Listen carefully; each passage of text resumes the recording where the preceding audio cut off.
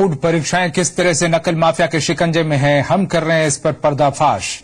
काली सूची के विद्यालयों को दोबारा केंद्र बना देने का मामला देवरिया से भी सामने आया है। यहां 4 ऐसे स्कूलों को परीक्षा केंद्र बना दिया गया है। इनमें 2 स्कूल सत्ताधारी विधायक से जुड़े बताए जा रहे हैं। ये विद्यालय हैं सैयद मेरे इब्राहिम इंटर कॉलेज करजहां, जहां मंजूर इंटर कॉलेज करजहां। ये 2 इस तरह के कॉलेज हैं। कहा जा रहा है कि ये विद्यालय एसपी विधायक शाकिर अली और उनके चचेरे भाई के हैं और इस मामले पर जिला विद्यालय निरीक्षक ने चुप्पी साध रखी है, जबकि डीएम सवाल टालते हुए दिख रहे हैं।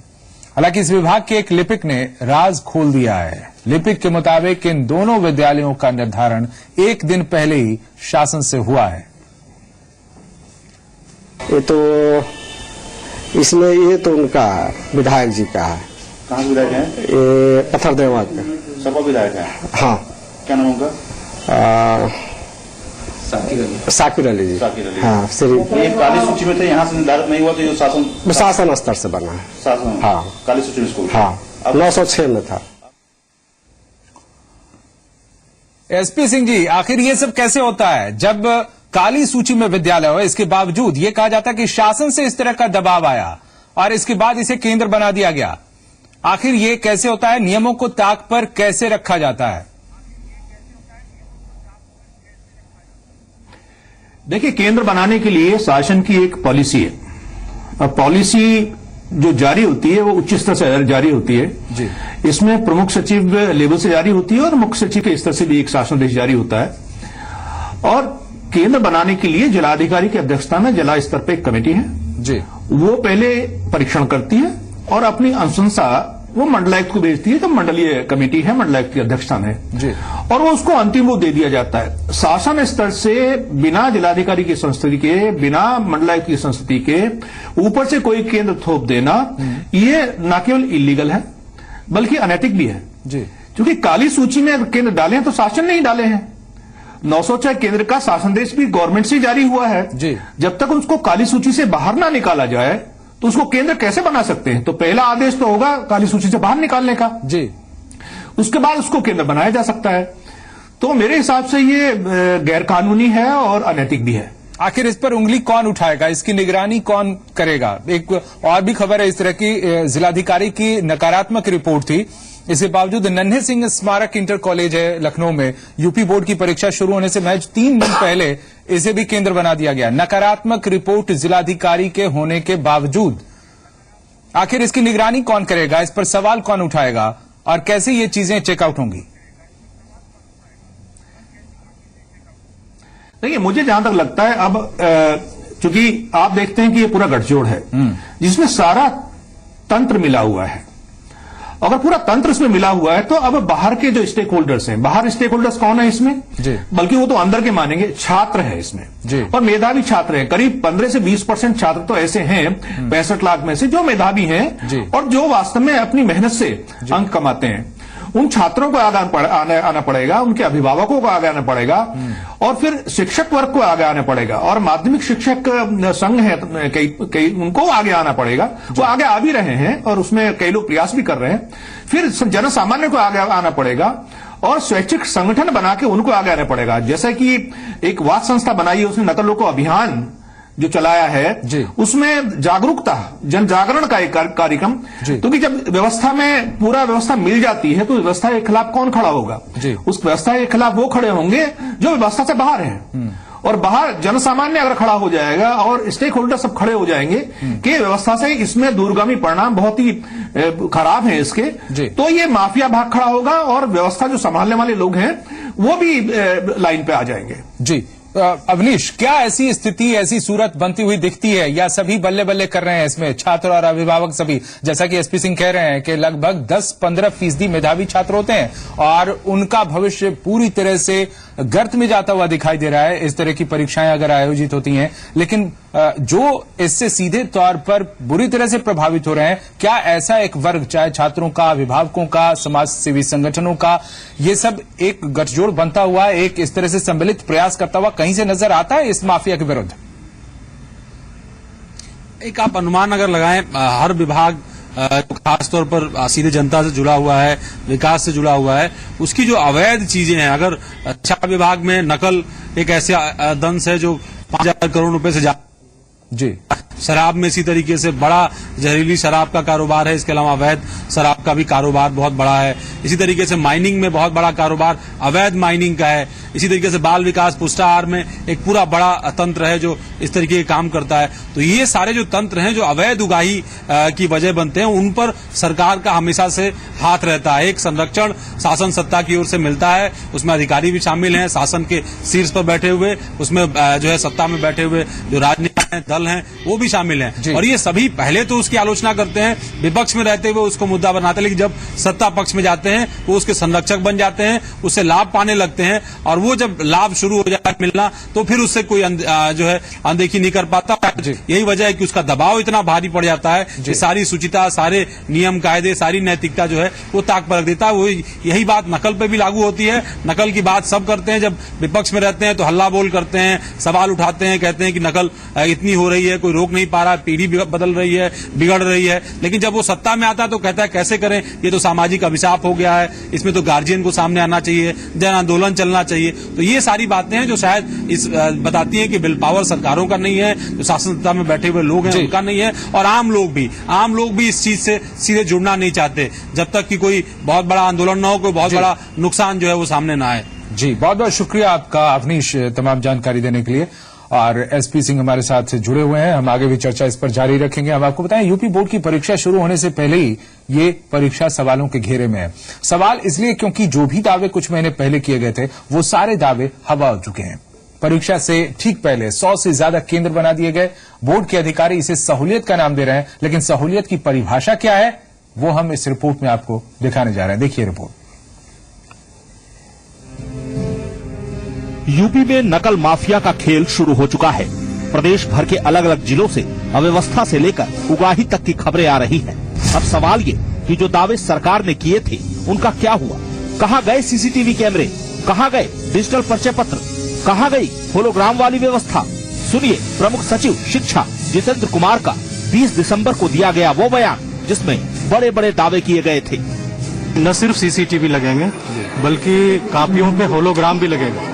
जैसे आईटीआई के एग्जाम में होलोग्राम लगाए जाते हैं वैसे सारी आंसर सीट से होलोग्राम लगेंगे। जो क्लास में एग्जामिनर रहेंगे, इन्विजिलेटर्स रहेंगे, उनके आई कार्ड पहली बार ऐसे बनाए जा रहे हैं जिसमें कि उनका सारा डिजिटल डेटा रहे। वैसे पिछले साल 20 दिसंबर को ही मुख्यमंत्री अखिलेश यादव ने भी नकल को लेकर एक सामाजिक ज्ञान वाला बयान दिया था, वो भी सुन लीजिए। नकल करने की एक संस्कृति बन गई है और इसमें जिम्मेदार केवल सरकार नहीं है। जब मैं लोकसभा का सांसद था मैंने खुद देखा है स्कूलों के बाहर किस तरीके से बच्चों के माँ बाप या सहयोगी साथी आकर के किस तरीके से नकल कराते हैं। ये सही है कि नकल को प्रोत्साहित करने में अभिभावकों का भी रोल होता है, लेकिन सरकार की जिम्मेदारी क्या है? सरकार की रणनीति कहाँ है? आखिर क्यों शिक्षा विभाग में दागी अधिकारियों को तरजीह दी जाती है? याद करिए, जब पिछले साल दिसंबर की शुरुआत में प्रमुख सचिव शिक्षा के पद से एक ईमानदार अधिकारी एसपी सिंह को हटा दिया गया था, सवाल उस वक्त भी उठे थे और सरकार की दलीलें उस वक्त भी आई थी। मौजूदा परिवर्तन इसीलिए हुआ क्योंकि वो जो नए सचिव आए थे वो तेज तर्रार थे, दौड़ दौड़ कर शपथ दिलवा रहे थे विद्यालयों में कि हम नकल नहीं होने देंगे, और उसी को देख करके नकल माफिया जिसकी करोड़ों की कमाई जाने का खतरा था वो सक्रिय हुआ और उन्होंने सरकार पर दबाव डाला या सरकार पर प्रभाव डाला। दोनों बातें हो सकती है। हो सकता है सरकार का वही क्राइटेरिया होता हो किसी को नियुक्त करने के लिए कि जो जितना संलिप्त हो वो उतना योग्य है। हमारा लक्ष्य है कि उत्तर प्रदेश सबसे बड़ा प्रदेश देश का, इसलिए देश की बड़ी कुर्सियों पर उत्तर प्रदेश का नौजवान बैठना चाहिए, हमारा लक्ष्य है। और हम उम्मीद करते हैं नकल किसी भी कीमत पर उत्तर प्रदेश में नहीं होगी। ये तमाम पुराने बयान सुनाने का मकसद सिर्फ ये बताना है कि परीक्षाओं को लेकर कुछ महीने पहले से आखिर खेल क्या चल रहा है, आखिर दावों और हकीकत में ये फर्क अब क्यों आया है और आगे क्या होने वाला है। लखनऊ से अवनीश के साथ ब्यूरो रिपोर्ट, जी मीडिया। और हमारे साथ यूपी के पूर्व प्रमुख सचिव शिक्षा एसपी सिंह जुड़े हुए हैं। एसपी सिंह जी, जब शासन के मुखिया ये हवाला दे रहे हों कि अभिभावक किसके लिए जिम्मेदार हैं, नकल संस्कृति पनप गई है और जिस तरह से बातें हुई हैं और जो सामने तथ्य है, सीधे सीधे नकल माफियाओं को संरक्षण या खुली छूट आखिर कौन दे रहा है? शासन से मिल रहा है, शासन की मंशा सवालों के घेरे में है। और वही जब ये कहता हुआ जान पड़े कि यहां नकल संस्कृति हावी हो चुकी है, अभिभावकों को दोष दे, कैसा लगता है ये सुनकर? देखिए, मुझे लगता है जहां तक ये कहना है कि एक वर्ग विशेष इसके लिए जिम्मेदार है, सबसे पहली जिम्मेदारी तो शासन तंत्र की है जी, जो ये व्यवस्था करता है। शासन तंत्र अपनी व्यवस्था में सुधार करे, उसमें सख्ती लाए और साथ ही साथ अभिभावकों के साथ बैठ के बात करे, उनके साथ में उनको मोटिवेट करे, उनके साथ वार्ता हो, जिलों में जाए अधिकारी, उच्च अधिकारी जाके जिलों में कॉलेज में जाए, उनसे बात करें, उनके संघ है अभिभावकों के, उनसे बात करें, उनको समझाएं। मैं नहीं मानता कि अभिभावक इसके लिए जब अकेला जिम्मेदार है जी। इसके लिए मुख्य रूप से जो एक ऐसा लगता है जैसे खाने के दांत अलग हैं और दिखाने के दांत अलग हैं, तो जी ये कहना कि व्यवस्था बहुत मुश्किल है, नहीं हो सकता है, इसमें एक दूसरे के पासिंग द बक जो कर रहे हैं, वो मुझे हास्यास्पद लगता है। मुझे लगता है कि सबसे पहले जिम्मेदार इसमें जो व्यवस्था है, जो शासन की व्यवस्था है, जो शिक्षा विभाग की व्यवस्था है, सबसे पहले उसका उत्तरदायित्व है। उसके बाद प्रबंध तंत्र है, उसके बाद शिक्षक लोग आते हैं, जो प्राचार्य वो हैं, और फिर अभिभावक है। तो ये सारे स्टेक होल्डर्स हैं, लेकिन इसमें ज्यादा बड़ी भूमिका मैं मानता हूं वो व्यवस्था की है, प्रशासन की है। और अगर मान लीजिए जिलाधिकारी, आप जानते हैं कि जिलाधिकारी जिले में चुनाव कराता है और इतनी बड़ी व्यवस्था चुनाव की होती है और निष्पक्ष चुनाव कराए जाते हैं, जिसको सारी दुनिया ने माना है उसको। क्या ये जिलाधिकारी को अगर फ्री हैंड दिया जाए और शिक्षा विभाग के हमारे डीआईओएस वगैरह को फ्री हैंड दिया जाए और वो भी जिलाधिकारी के अधीन, तो मुझे लगता है कि यही शिक्षा विभाग, मेरा आभास होने लगा था जब मैं वहां पे था, ये पूरा शिक्षा विभाग मिलकर इस बार नकल नहीं होने देगा। मैं मानता हूं कि नकल रुक सकती है यदि जिलाधिकारी को फ्री हैंड दे दिया जाए, शिक्षा में जो शिक्षा के अधिकारी हैं, डीआईओएस हैं, जो अधिकारी हैं, उनको फ्री हैंड दे दें, तो ये नकल बिल्कुल रुक जाएगी। और मेरी गारंटी है इस बात की, 2-3 महीने अगर मेहनत से काम कर ले व्यवस्था, तो ये नकल रोकी जा सकती है। और इसमें मंशा साफ होनी चाहिए, हाथी के दांत दिखाने के और खाने के और नहीं होने चाहिए। आप बोलते कुछ है, करते कुछ है, नकल रोकेंगे, उसके बाद प्रयास नहीं करेंगे, तो ये तो बहुत हास्यास्पद चीज है, ये दिखावा मात्र मुझे लगता है। आपने जो बातें कही, हाथी के दांत दिखाने की और खाने की और, शासन की मंशा पर सीधे सीधे सवाल, और आपने बार बार कहा, जिक्र किया, फ्री होल्ड अगर छोड़ दिया जाए, फ्री हैंड अगर छोड़ दिया जाए जिलाधिकारी को, डीआईओएस को, तो चीजें दिखने लगेंगी, सतह पर आ जाएंगी। क्या आप जब थे उस वक्त, जब आप प्रमुख सचिव थे शिक्षा विभाग में, उस वक्त क्या आपके ऊपर किसी तरह का दबाव था? आप फ्री महसूस नहीं करते थे, फ्री हैंड नहीं थे, या दबाव था, इसी दबाव के तहत आपको हटाया गया? देखिए, दबाव तो हमेशा आएंगे जी, और हम सीनियर ऑफिसर से हमको दबाव को डील करना आता है। हमको विनम्रता से और फर्मली उस दबाव को डील करना होता है। उसमें हमको ये हमारे दिमाग में स्पष्ट रहना चाहिए कि हमारा लक्ष्य क्या है। लक्ष्य है कि व्यवस्था को ठीक करना है, लक्ष्य की नकल नहीं होने देनी है। उसके बाद जो व्यवधान बीच में आते हैं उन्हें विनम्रता के साथ फर्मली उनको किनारे करना है और किनारे करके आगे बढ़ जाना है। हाँ, मेरे पास दबाव आए थे, 906 केंद्रों को दोबारा से पुनर्स्थापित करने के लिए उच्च स्तरीय दबाव बार बार आए, लेकिन हमने गिव अप नहीं किया। हमने कहा किसी हालत में भी 906 केंद्रों को पुनर्स्थापित नहीं करेंगे, और हमने नहीं किया।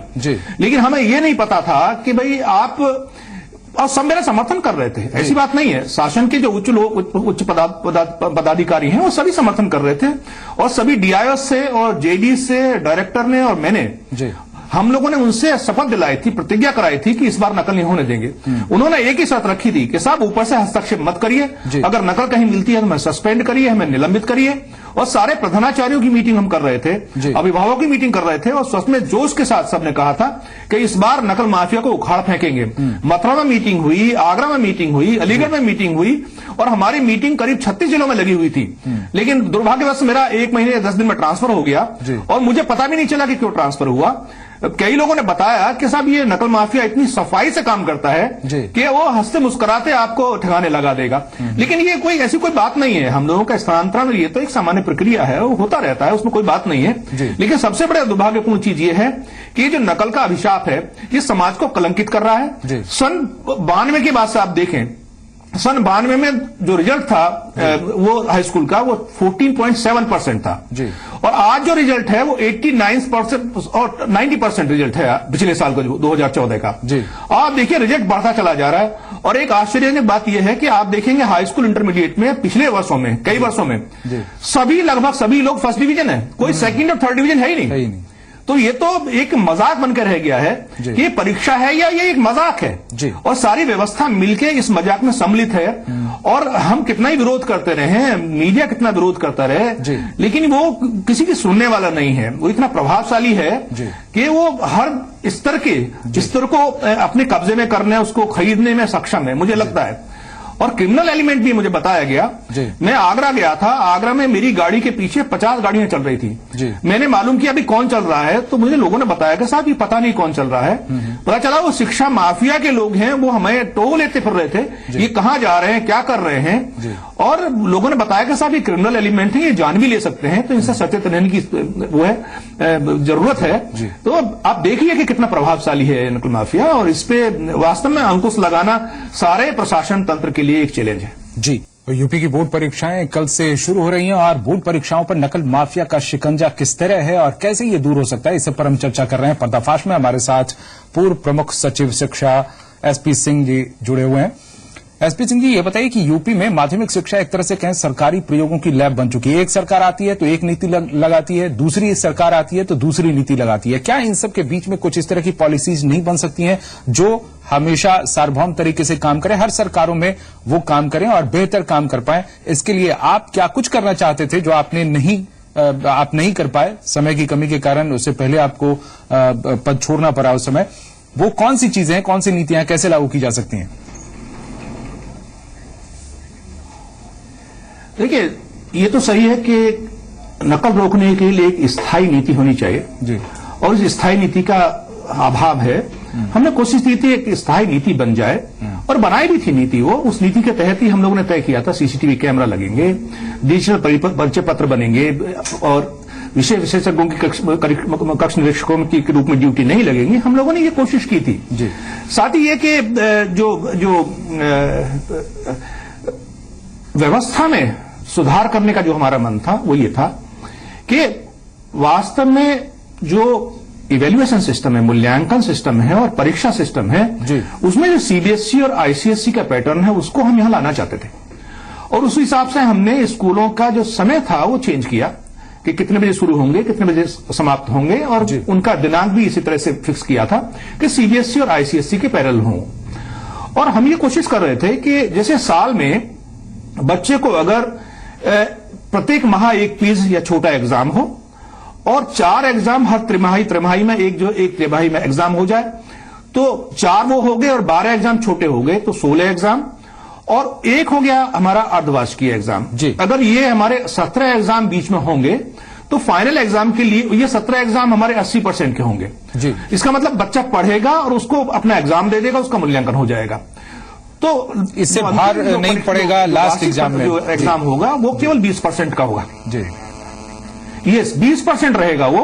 अगर नकल माफिया कोशिश करे नकल कराएंगे 20% की तो बच्चा 90% नहीं पा सकता जब तक वो मेहनत करके एग्जाम जो मासिक एग्जाम है उसमें अंक प्राप्त नहीं करेगा। ये हमारी व्यवस्था, इसमें डिस्कशन चल रहा था कि ऐसी व्यवस्था की जाए कि सीबीएसई आईसीएसई में बच्चे 90% पाते हैं। लेकिन ये सब तो बोर्ड एग्जाम में फाइनल एग्जाम का पे भार रहता है। यस, ये बात सही है, नकल माफिया को सूट नहीं करेगा। नकल माफिया नहीं चाहेगा कि उनके एग्जामिनेशन सिस्टम में, इवैल्यूएशन सिस्टम में कोई परिवर्तन आए। अगर परिवर्तन आ गया तो जैसा आप बता रहे हैं 5,000 करोड़ का धंधा बंद हो जाएगा। तो ये उसने हमेशा कोशिश किया कि कहीं भी कोई व्यक्ति आता है और कोई प्रयोग करता है और लगता है कि ये प्रयोग नकल माफिया के खिलाफ जाएगा तो नकल माफिया मिलकर उसको मार्जिनलाइज कर देता है, उसको अपने रास्ते से हटा देता है। ये सही है बात, बिल्कुल। और यही एक बहुत बड़ा कारण है। इसके अलावा मंशा जो है शासन की, अलग अलग दलों की सत्ताधारी पार्टियां जो शासन करती हैं 5 साल तक, उनकी मंशा क्या है, ये भी बहुत महत्वपूर्ण है। इसके साथ साथ इस सिस्टम को सुधारा जा सकता है।